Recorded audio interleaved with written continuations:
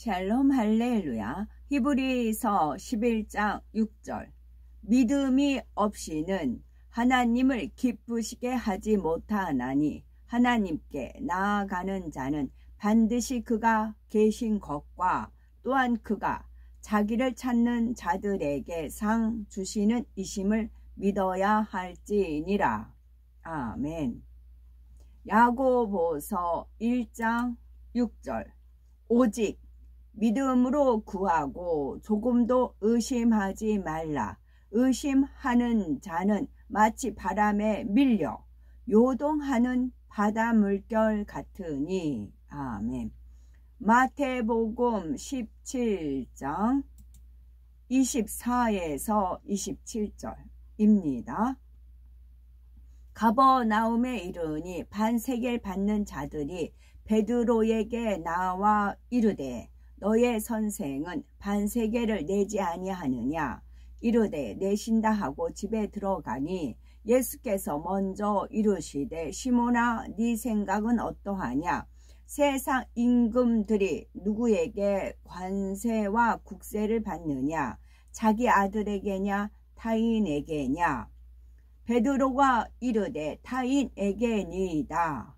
예수께서 이르시되 그렇다면 아들들은 세를 면하리라.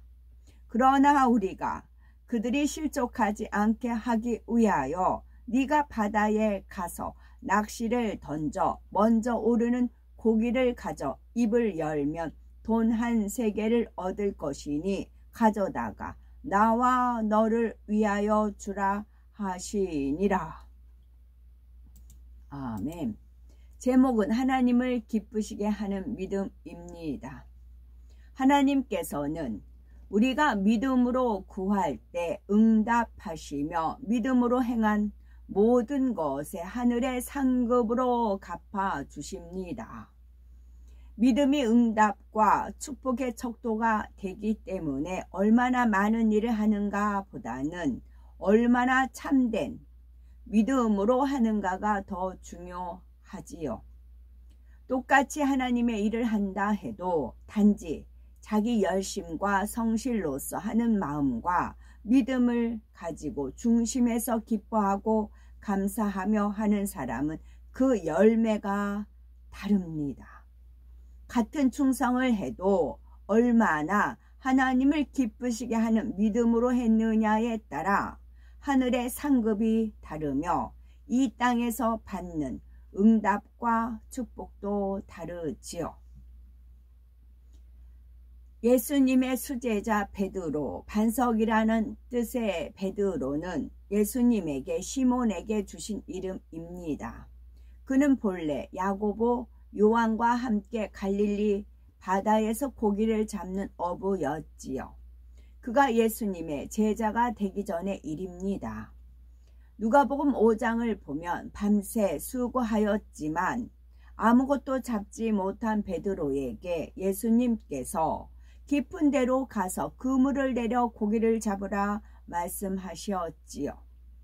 베드로는 고기 잡는 일의 전문가였지만 자기의 생각과 이론을 앞세우지 않고 예수님 말씀에 순종했습니다. 그가 말씀에 의지하여 다시 바다로 나갔을 때 그물이 찢어질 정도로 많은 고기를 잡을 수 있었지요.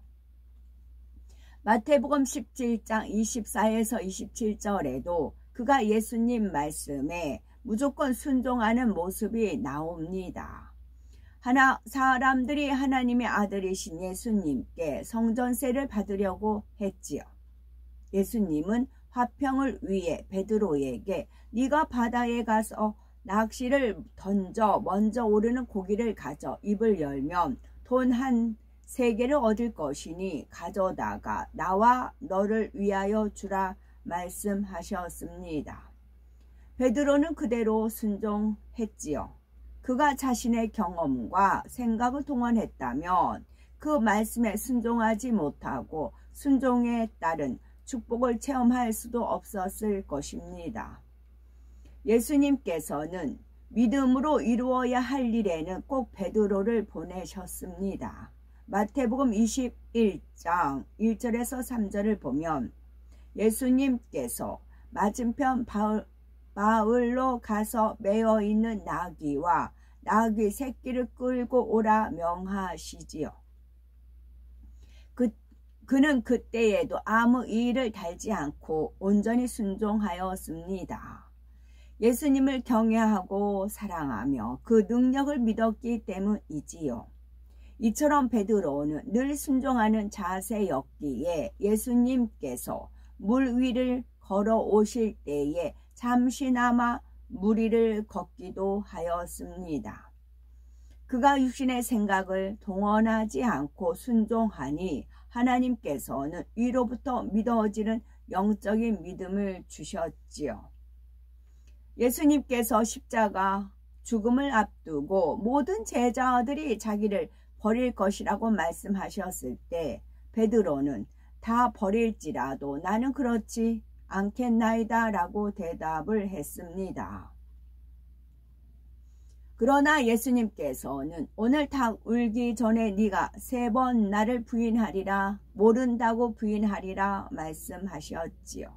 그 말씀대로 예수님이 잡히시자 베드로는 3번이나 예수님을 모른다고 부인하였습니다. 새벽 무렵 닭이 울자 그는 예수님 말씀이 생각나서 밖에 나가 심히 통곡하며 회개하였지요.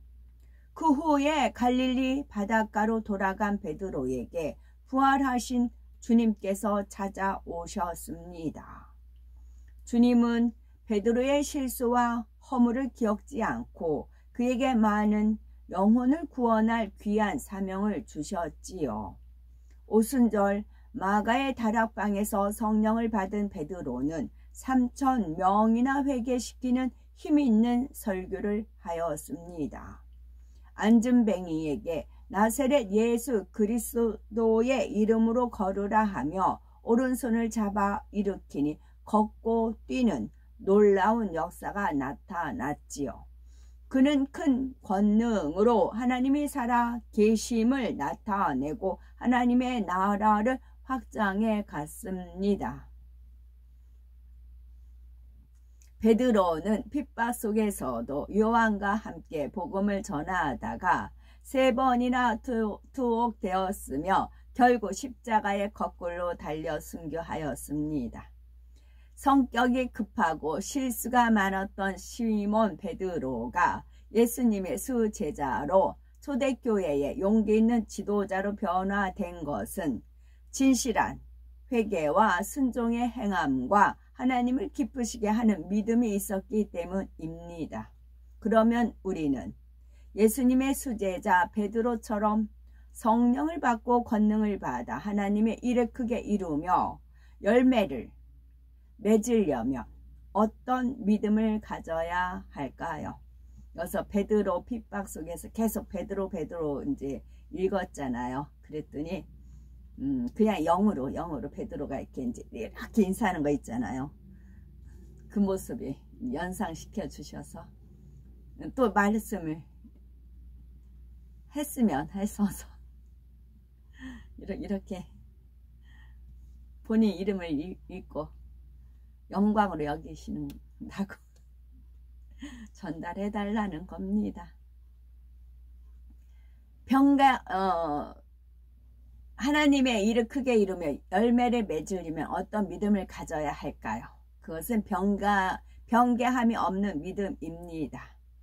변개함이 없다는 것은 단순히 처음과 나중이 똑같다는 말이 아닙니다. 시간이 지날수록 처음보다 믿음이 커지고 더 온전해질 때라야 변개함이 없다 할 수 있지요. 많은 사람이 주님을 영접하고 성령을 받으면 그 누구도 줄 수 없는 사랑을 받았다는 사실에 기뻐하고 행복해 합니다. 하나님이 지으신 풀 한 폭이 작은 돌 하나도 소중하고 사랑스럽게 여깁니다. 늘 기쁨과 감사의 찬송을 하는가 하면 만나는 이마다 자신이 아는 하나님과 천국에 대해서 전합니다. 변개하지 않는 믿음으로 이렇게 계속 달려간다면 하나님의 큰 은혜와 사랑을 받을 수 있습니다. 그런데 시간이 흐르면서 또는 이런저런 연단을 겪다 보니 믿음이 변하는 경우가 있습니다. 처음에 가졌던 감사와 기쁨이 사라지고 하나님을 위한 충성과 열정도 식어집니다. 오히려 세상의 마음을 두고 세월을 보내기도 합니다. 이러한 변개함에 대해서 누가 이래서, 상황이 이래서, 상황이 저래서 등 외적인데 원인을 두어서는 안 됩니다. 원인은 바로 자기 안에 있으며 이는 내 안에 그만큼 진리가 임하지 않았다는 증거입니다. 곧 진실하지 않다는 말로써 이런 사람은 자기 유익을 쫓아서 수시로 변개합니다. 예를 들어서 어떤 계약을 맺었는데 얼마 후에 더 큰 유익이 되는 제안이 왔습니다. 이때 망설임이 없이 그 편을 택하는 사람이 있습니다. 어떤 사람은 진리를 알기 때문에 선뜻 바꾸지는 않아도 변개하는 속성이 있으므로 이럴까 저럴까 계속 갈등을 합니다. 그러다 결국 더 유익이 되는 쪽으로 변개하는 경우도 있습니다. 어떤 사람은 이렇게 해야 하나님 나라에 더 유익이 되니까, 이렇게 하면 모두에게 더 좋으니까 라는 이유를 대면서 합리화합니다. 물론 처음에 정한 것을 바꿈으로써 더 유익이 되고 더 많은 사람에게 좋을 수도 있습니다. 그러나 그것은 어디까지나 사람 보기에 유익이 되고 좋을 뿐입니다. 하나님은 설령 불이익을 당할 것이 불보듯 분명하다 해도 한번 정한 마음을 변개치 않고 지키는 사람을 기뻐하며 합력하여 더 좋은 것으로 갚아주십니다. 변개함은 여러 분야에서 드러납니다. 더 기도해야지, 더 공부해야지 하며 마음에 결심했던 일이라도 얼마나 신실하게 지켰는지 자신을 점검해 보아야지요. 이런 것쯤이야 하며 변개하고 대수롭지 않게 넘기는 것이 아니라 작은 일 하나에서부터 마음을 지켜나가야 합니다. 기대하는 만큼 열매가 나오지 않으면 낙심하는 마음도 변개함이 있기 때문입니다. 야고보서 1장 6절에서 8절에 오직 믿음으로 구하고 조금도 의심하지 말라. 의심하는 자는 마치 바람에 밀려 요동하는 바다 물결 같으니 이런 사람은 무엇이든지 주께 얻기를 생각하지 말라. 두 마음을 품어 모든 일에 정함이 없는 자로다 말씀했습니다. 어떤 상황에서도 좌절하지 말고 변개함이 없는 정한 마음을 가져야 응답을 받을 수 있습니다. 변개함이 없는 마음은 악을 버리고 성결을 이루는 데에도 매우 중요하지요. 예를 들어 어떤 사람은 자신에게서 악의 모양이 드러나면 충만함을 잃고 낙심합니다. 입으로는 자신을 발견하여 악은 모양이라도 버리고 변화되기를 원한다고 기도하지만 막상 악이 발견되면 힘을 잃습니다. 성결한 마음을 이루기 위해서는 자신의 악이 발견될 때에 기뻐하고 감사하며 그것을 버리기 위해서 변함없이 기도해야 합니다. 이것이 참된 믿음입니다. 이것이 하나님을 믿는 믿음이고 이것이 하나님을 사랑한다는 증거입니다. 왜요? 하나님을 경외하는 것은 악을 미워하는 거니까요. 그 악의 모양이 내 안에 있어요. 그렇기 때문에 이 악을 버려야 되는 거예요. 하나님이 사랑하기 때문에, 하나님이 싫어하는 거기 때문에. 하나님이 좋아하는 건 나도 좋아하고 하나님이 싫어하는 건 나도 싫어하고, 이것이 진정 사랑이니까요. 그리고 사랑한다는 증거는 계명을 지켜서 행해 나가는 게 사랑한다는 증거예요. 여호와를 경외하는 것은 지혜의 근본이지만 여호와를 경외하는 것은 악을 미워하는 거예요. 그런 악이 내 안에 발견되면 오히려 기뻐하고 감사하는 겁니다. 발견된다는 것은 뺄 수 있기 때문에 그래요. 근데 발견되지 못하도록 꾹꾹 눌러놓는 경우 있어요. 이제 특히 앙금이라고 제가 표현을 하거든요. 뜬물도 받아놓으면 밑에 앙금이 있잖아요. 운물은 맑아요. 영양가가 없어요. 밑에 앙금을 긁어내야 돼요. 그래서 그게 뿌연물이 나올 때 그게 악의 모양이에요. 그거를 버리고자 노력할 때 그게 믿음이에요. 그걸 하나님께서 기뻐하시고 또 은혜와 능력을 주세요. 내가 버리고자 했을 때. 그런데 그것을 감춰놓고 안 그런 척 가식 떨면은 하나님께서 기뻐하지 않으시겠지요. 이런 과정을 통해 악은 모양이라도 버릴 수 있습니다. 결국 변개함이라는 속성을 버리는 만큼 신속히 진리의 사람이 됩니다.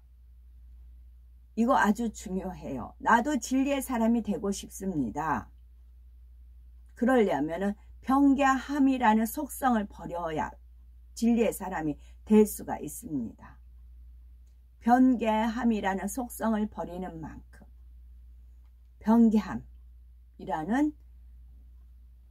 속성을 버리는 만큼 신속히 진리의 사람이 됩니다.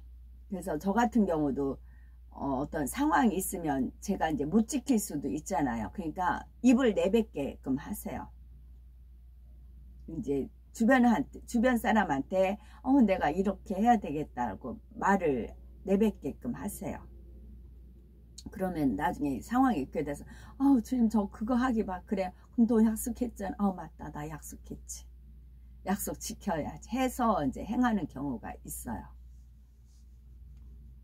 그러므로 하나님을 기쁘시게 하는 믿음을 소유하려면 작은 것 하나에서부터 변개하려는 속성을 뿌리째 뽑아내야 합니다. 무엇보다 마음을 굳게 지키고 변개함을 버리기 위해서 끊임없이 기도하며 노력해야 하지요. 변함없는 믿음으로 날이 갈수록 더 뜨겁게 노력해 갈 때 하나님께서 그 믿음을 기뻐하시고 신속히 변개함을 버릴 수 있도록 은혜와 능력을 주십니다. 자, 하나님을 기쁘시게 하는 믿음을 소유하려면 작은 것 하나에서부터 변개하려는 속성을 뿌리째 뽑아내야 합니다. 무엇보다 마음을 굳게 지키고 변개함을 버리기 위해서 끊임없이 기도하며 노력해야지요. 변함없는 믿음으로 날이 갈수록 더 뜨겁게 노력해 갈 때 하나님께서 그 믿음을 기뻐하시고 신속히 변개함을 버릴 수 있도록 은혜와 능력을 주십니다. 변개하는 주된 원인을 살펴봅니다. 사람들이 한번 정한 일이나 처음 가졌던 마음을 변개하는 주된 이유는 무엇일까요? 그것은 바로 자신의 유익에 따라 이랬다 저랬다 하는 간사한 마음이 있기 때문입니다. 가령 물질이나 더 큰 권세를 얻기 위해 자신의 명예를 지키기 위해 변개한다. 감사함으로 인해서 작게는 약속 시간을 어기는 일에서 크게는 은혜를 저버리고 배신하는 일까지 있습니다. 자기 유익에 따라 작은 약속을 어기는 것은 그냥 지나쳐 버릴 수도 있지만 작은 것을 내주다 보면 그것이 큰 것으로 자랄 수도 있기에 변개함의 속성을 온전히 버려야 합니다. 아멘.